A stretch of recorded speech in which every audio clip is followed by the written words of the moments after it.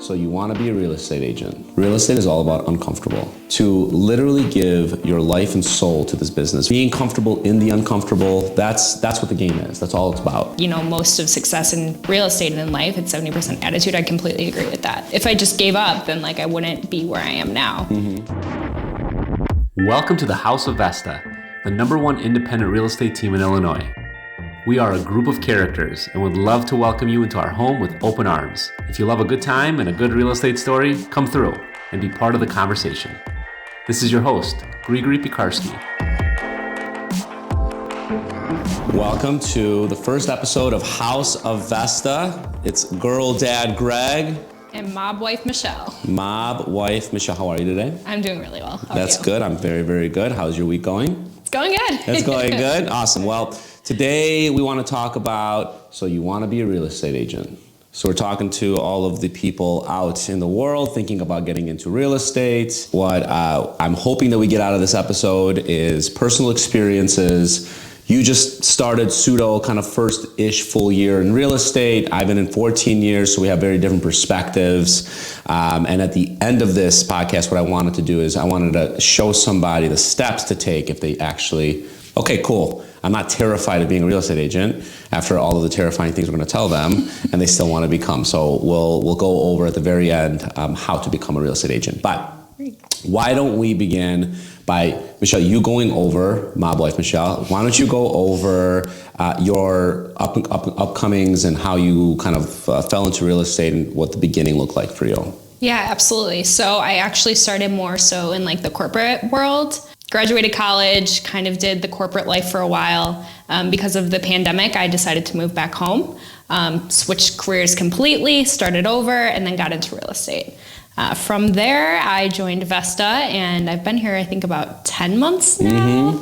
And it's completely changed my life, definitely in a terrifying way. In a terrifying way? A terrifying way, if that's what we're going with. Well, I think... that's the word of the day.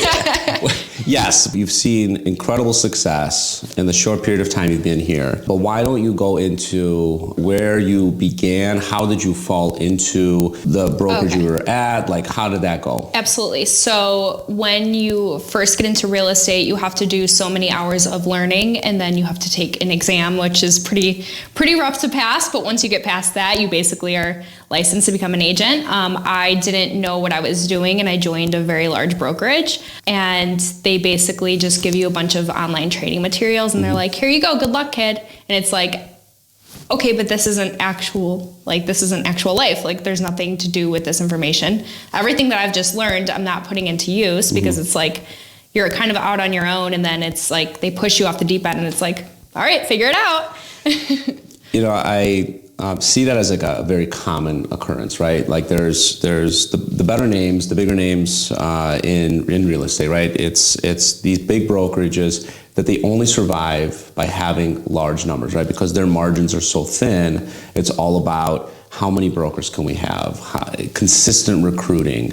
A lot of them charge kind of fees, and it's a big income revenue for them is the fees on the side of everything. So the more bodies they have, the better it is.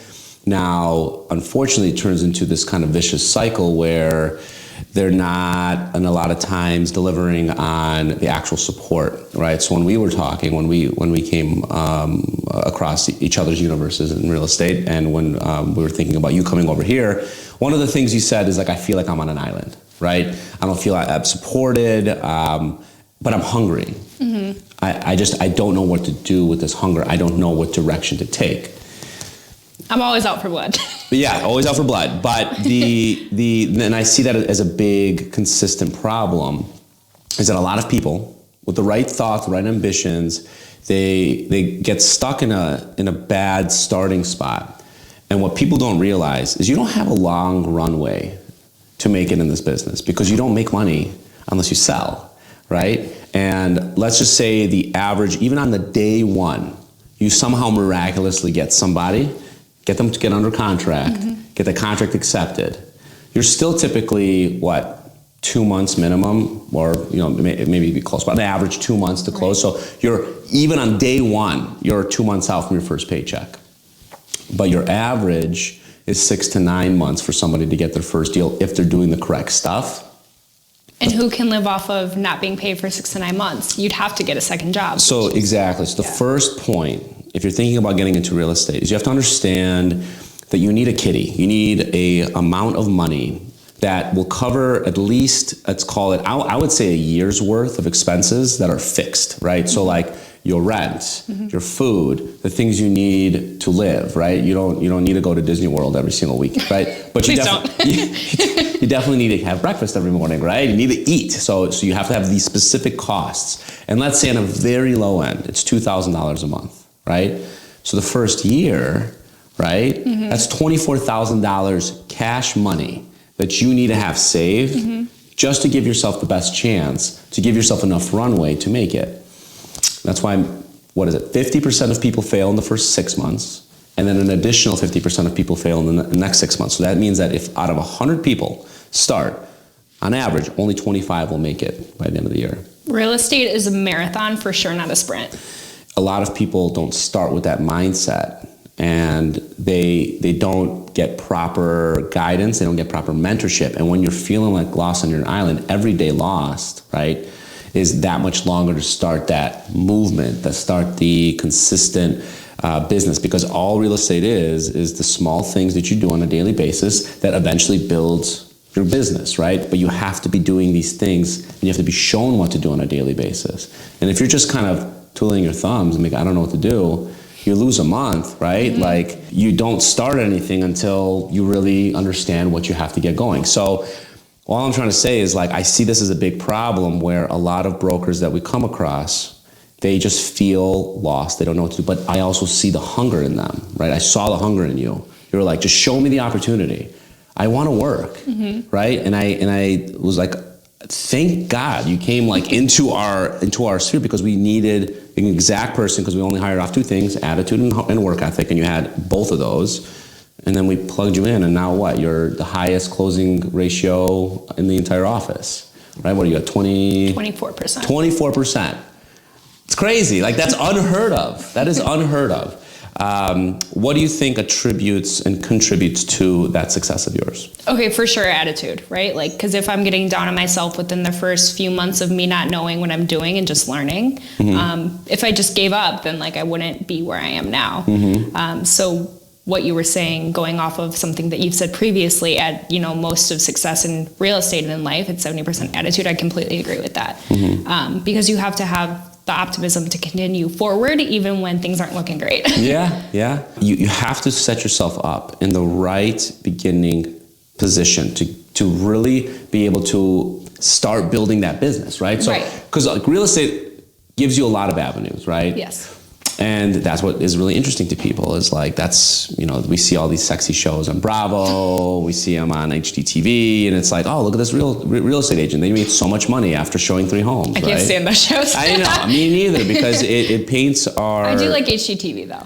But it paints our industry in the wrong light, because it only shows the like sexiness, which is 3% of the business.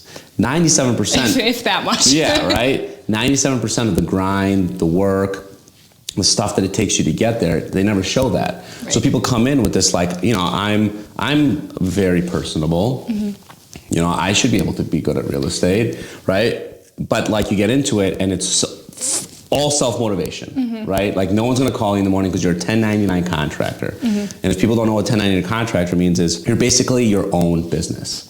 You're your own independent business, and you're essentially aligning your business with a brokerage, right? So like the sponsoring broker, you kind of put your license there, but you are a business operating within a business. And they actually legally can't tell you to do certain things. They can't tell you to be in the office at a certain time, right? I can't call you and be like, Michelle, where are you at? It's 9 o'clock. Why are you not in the office, right? I can't do that legally. Like I can't tell you how to, like what I could do as a regular W-2 employee, right? I can put certain restrictions and certain things of like conduct and things like that. Obviously, like, we want professional agents, right? But for the most part, my hands as a business owner are tied to what I tell you to do. So at the end of the day, like, it's all on you to get up in the morning, to show up. Which to make I love. It's not for everyone. Some people need that structure. Some people need that routine, which is why some people tend to be more of the W-2 mindset versus the 1099 mindset. It's comfortable. Yeah. It's comfortable. Real estate is all about uncomfortable,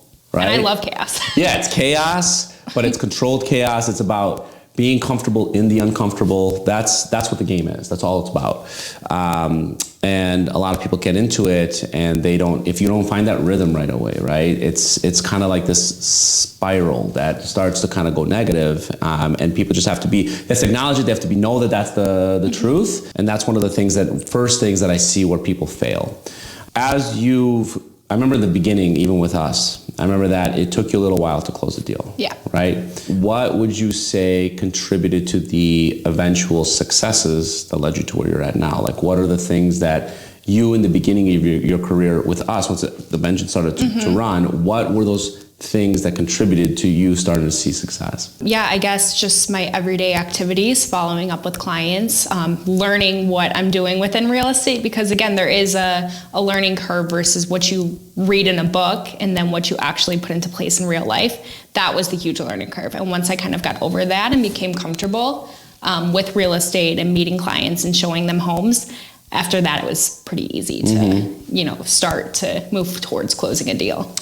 Do you think that before you came here to when you came here, did you understand the importance of follow-up? Like, everyone understands, you got to talk to clients, but did you really understand how important it is to be like literally breathing down people's necks until they say yes or get away from me? I can't. Yeah, get your desperate energy off of me. Like, I'm going to sage myself. Yeah. No, I've definitely improved in that area of like getting over it's not a fear of what do they think if I'm going to text them 5 times a day, but I've kind of gotten over that. It's like, this is what I have to do to stay on top of my clients, because they are going to probably forget about me in the next 10 minutes if I don't, continue to be on their mind. In the beginning relationship time of a new client, right? How many times on average do you think it takes for somebody to be won over to become your client? It's kind of a balance between quality and quantity. Okay. I think that once you get to know them as people first, and then you start to view it more as like if you view it as a transaction, it's just going to be a one and done, and they're not going to really want to work with you in the future, which I've learned I want to switch to more being like quality wise, learn them as a person, become closer with them, and how I can actually best help them versus just like a transaction. If you look at it that way, then you can learn how to properly follow up with them and be there for them when they need you. It's funny you say that, because a lot of clients, when I would take them out, they say, hey, man, like, this must be so boring for you. Like, you're seeing the same houses over and over again. I'm like, are you kidding me? This is the fun part. Like, I love being out in the field. I love, like, showing my expertise and, like, finding something that's wrong with the home and, like, pointing it out to the clients and be like, wow, that's like, I would have never seen that before. That's exciting. It's a thrill, right? I'd say that, like, would you say you had to build a habit around the idea that your time is not your own anymore? Did you have to build that into your mind so that it didn't like weigh on you? I don't view it as that, though. I think I've just reworked the way that I use my time for me. Okay. So like, if there is time during the week when I don't have things going on, you'll find me at the gym. Okay. And I do pick up calls at the gym. I'm like, oh, sorry for this music, and I don't know what's going on. If you hear like grunting noises, it's not me. Yeah, it's just, I go to like a bodybuilder gym, so don't be alarmed. And then immediately they also just like kind of relate if people work out or whatever. So it's like a good way. But for me, like, I just find ways to utilize things that I need to do within my own life. Yeah. During the times that I have downtime that I'm not at work or showing or talking to clients. I think that's a really good point, right? So one of the things that you do really well is I think you have an excellent work-life balance, right? So like which sounds crazy, but I agree. You still work out, right? Yeah, like every day. And that's one of your biggest attitude boosts, right? Like the things that people need to understand is like, success in real estate is 70% attitude based. So you have to be constantly working on a good attitude. And the most successful agents, they're the ones that are working out all the time. Like, you eat really well. You always have a positive attitude in that regard. So like, that is one example of like what people have to understand, that like you have to continue to do the things that make you feel good so that it will drive you to continue to do the necessities of this business, which are a grind. Whatever that looks like, it doesn't have to be working out. Some people like to paint, some people like to do whatever, but it's just blocking away the time for your own mental space so that you can focus on work when you have to focus on work. Perfect. Now, licensing. Where did you get your license? Through the state of Illinois. IDFPR. What did you take your classes? I did it online. I did Okay. it within a month online. Thanks, Michelle. Thanks, Yeah, thanks, you're my welcome. wife. I'm sorry. That's realestateexpress.com. I don't know. I think that's what it's called. RealestateExpress.com. Okay, perfect. We'll put the link below. So the first piece of getting into business, into real estate, right, is to get a license. Yeah. So there's numerous ways to do it. I personally am a terrible self-studier. Okay. Terrible. Absolutely terrible. So I needed to be in class. It's harder for sure. Yeah. Like the Chicago Association of Realtors is where I went. They have a really nice program, really good educational kind of sector of their wing. So I really like their in-class program. Now, there's like, I think Chicago Real Estate Institute's one other one, but there's a lot of different schools that you can do in person. Mm-hmm. You can also do virtual, right? You can also do virtual classes. Mm-hmm. There's a lot of different options, but you do have to choose one, mm-hmm. and it is 45 hours? It's like 60 now. 60? I think it's 60. Wow. 60 hours to become a broker, mm-hmm. to get the ability to then test, right? Because mm-hmm. then you have to do a state, yep. and you have to do a national test. Yes. So it's about 2 weeks if you do it in a class. You go take the test. Did you pass your test the first time? I did. Both? Yeah. You know, I failed my first one. Which, both parts? No. I failed the state, actually. Okay, but you passed the national? I passed the national. The national's a little bit shorter. I think it's only 40 questions. State's 40 questions. The national was about 100 for when I took it. Yeah, I think that's right. But yeah, so it's like if you fail your first time, they give you 4 chances, I believe. But then you're out. But then you're out. You got to redo all the stuff again. So you better study up. I mean, this is serious stuff. Now, the benefit of real estate is that it is easy to get into. Mm-hmm. The negative of real estate is that it's easy to get into. Right. Right.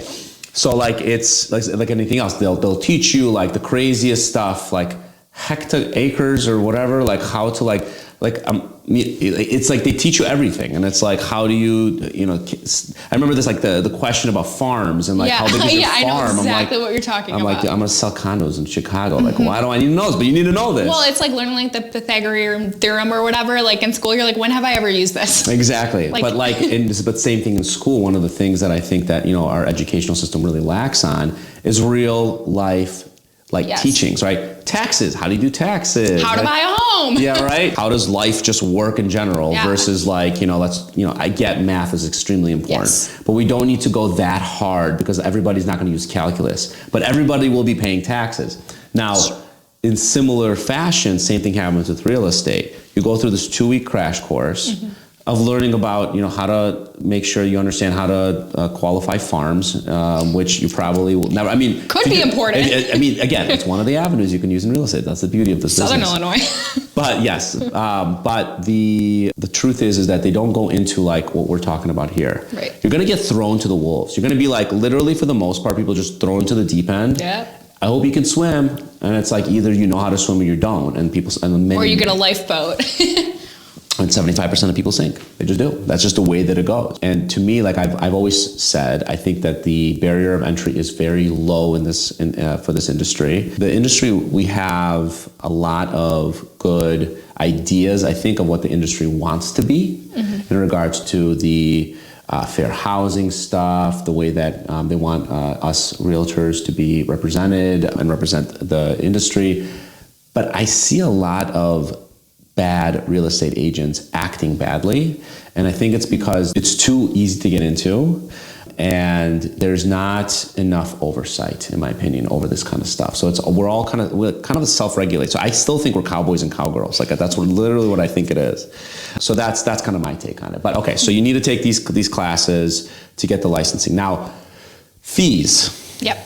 So let's talk about fees. So I believe, I just have to renew mine. I think it's like $1,500. For MRED? Yeah. Yeah.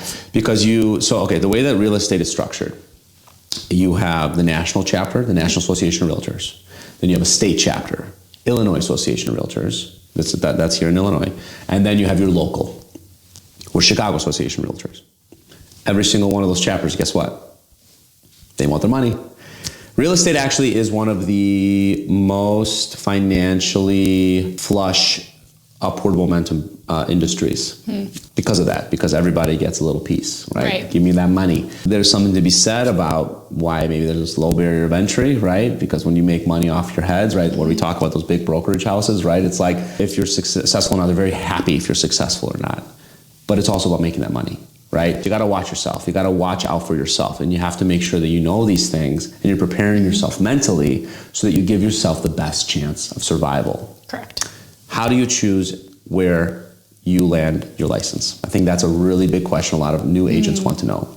I think you have to find a good fit for your personality and for the way that you like to work with the style of whatever brokerage you decide to go with. If you're happy at a bigger brokerage and you want to, basically just do your own thing, totally fine, pay your fees, move on. But if you need more of a little bit of a hand-holding or guidance, I would definitely recommend a smaller brokerage, someone that matches your fit, your vibe. So now you've gone through it, right? Yeah. You're one of the success stories. Where do you think you messed up in the beginning as to where you chose to land? Like, what was like your thought process in the beginning? How did you land? Without being in real estate, from the outside, you're like, oh, this name sounds great. You're like, all I've ever known. And I didn't know anyone in real estate. No one in my family is in real estate. So it's like the perception of these larger brand, like a larger brand. It's like, this is well known. This seems, like it's going to be great. Like they're accredited. They have all these programs, whatever. Yeah. So it's kind of like they sell you in the beginning on the brand, on the name. And then once you're actually in, it's kind of like smoke and mirrors. And you're like, oh, just kidding. Like I'm literally on an island by myself and I'm going to get eaten by a shark in like 3 seconds. So the first one piece of advice that you could give somebody to avoid that, what would it be? I would say really, really consider your options and don't take the first offer that's given to you. Would you say, so the thing that you said was, I didn't know anybody in real estate. Right. Do you think that a great actionable item for somebody to do in the beginning is to talk to a few different real estate agents? Yes.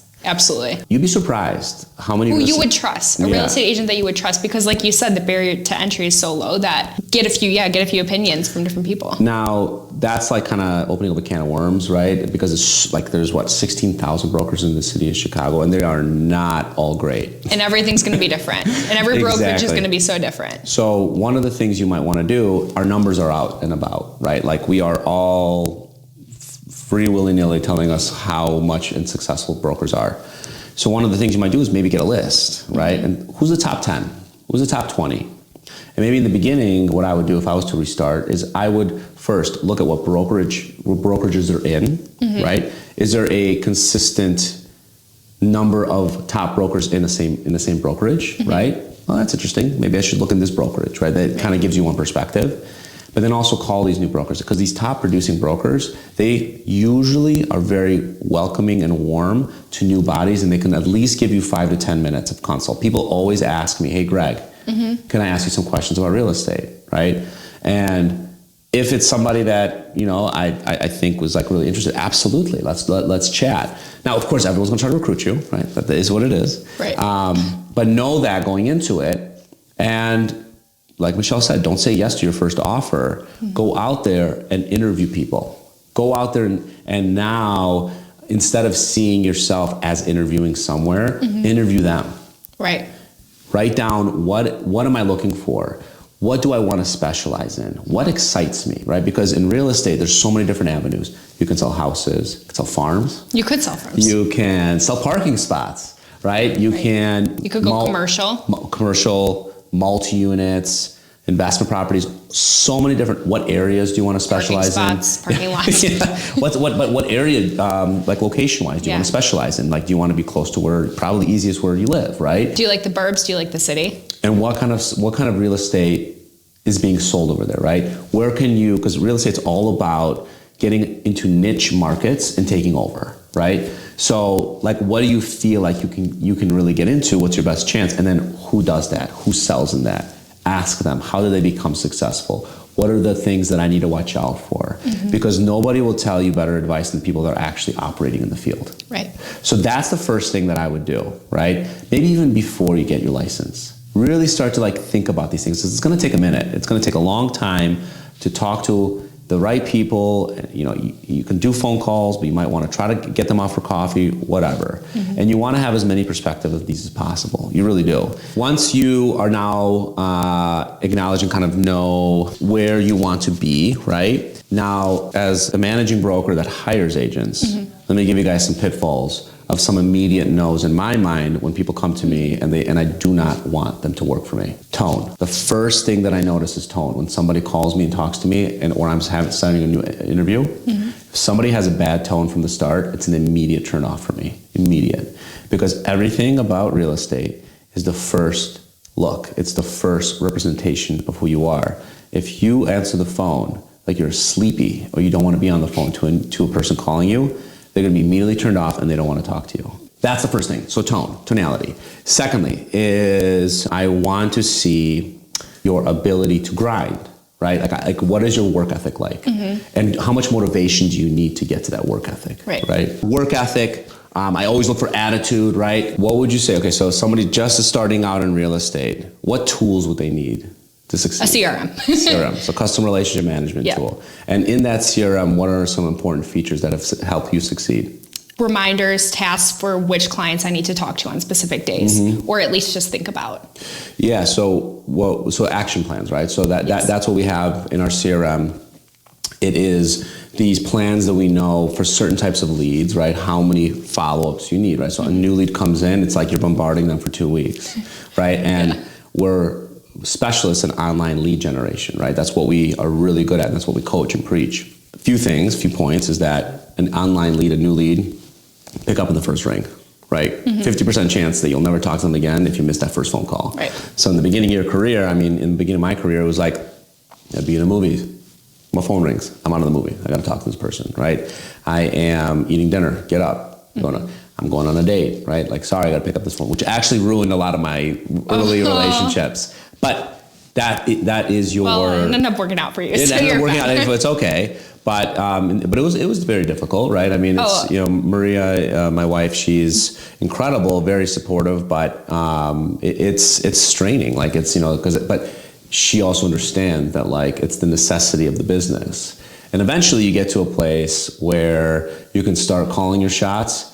Not in the beginning, right? Like the first 2 years is just full on grind. Yep. And that is, if you're starting and thinking about real estate, we're talking about like the craziness of this business, is that you have to be ready to literally give your life and soul to this business for 2 years. You gotta input it. You gotta be going out, putting in the database. Your network is your net worth in this business, right?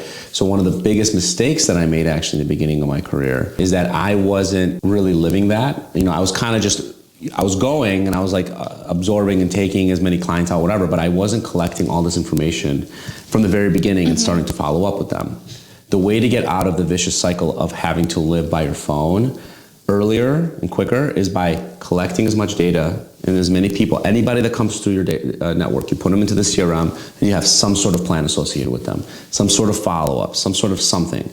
And you don't stop following up until they literally tell you to get lost. Right? I mean, it's the truth. And that's a nice term to use. Yes, but I mean, if somebody doesn't tell you to just stop calling me or I'm calling the cops, basically, you keep calling them. Restrained court pending. Yeah, exactly. This game is all about follow-up. Yeah. It is, and so many people don't understand because they get uncomfortable with it, or they say like, I don't want to do it too much, I don't want to overwhelm. But at the end of the day, like, if somebody's inquiring on a listing, everybody forgets this. If you get an inquiry, you think you're the only person they're inquiring? There's 5, 6, 7, maybe 10 other brokers that you're competing with. Now, here's a secret. A lot of those brokers are not following up appropriately. So if I pick up the call in the first time, almost always I was winning the business because 87% of people work with the first person they talk to. Right. So if you can get good at picking up the phone, but then also getting good at qualifying, getting comfortable with the conversation. Getting to know them, yeah. It's got to be more personable, right? You can't be desperate. You also have to be demanding respect, right, from the very beginning, because you can't just take everybody out. That's true too. That's a really good point. Is the saying no, because your time is the only thing that you really have. And so you can't necessarily waste it on someone who's just going to be spinning your wheels all day. Yeah, they're not for sure. serious. Absolutely. Like, you got to what we call control your controllables, right? It takes a minute to really learn. It takes a minute to respect because it's so intrusive. It's literally like you have to become comfortable with knowing that your life in the beginning of this career isn't yours anymore. Like, you're giving it all. Like, you're marrying real estate is the way that I think about it. And it carries on. Like, I am now 14 years in business, And last year was really the first year that I truly started to get somewhat of a weekend. Another point. If you like your weekends, don't get into real estate.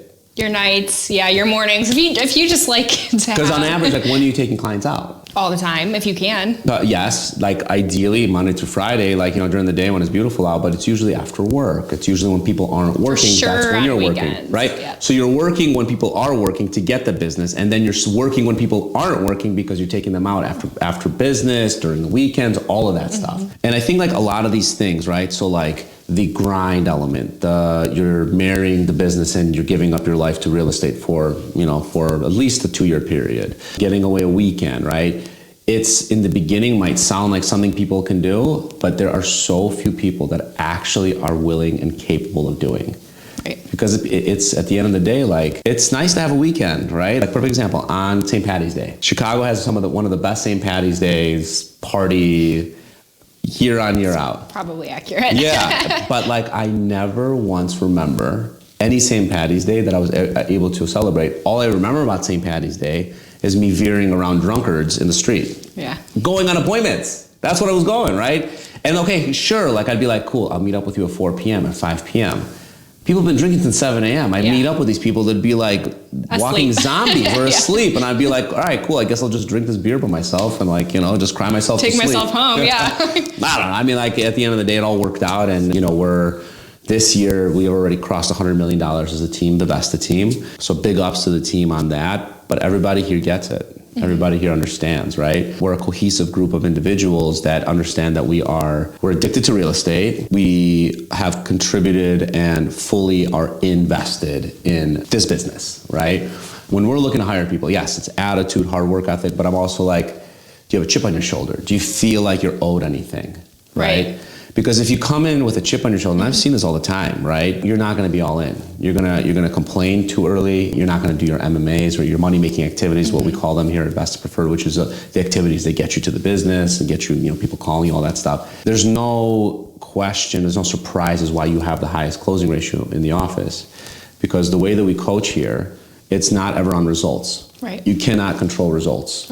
Right? So when you're thinking about when you're getting into real estate, like you have to be focusing on the stuff that you can control, which is what our actions are, our actionable things every single day. Again, we call them money-making activities. And they're all monitored through our CRM, phone calls, texts, emails. And we can see all of the different closing ratios.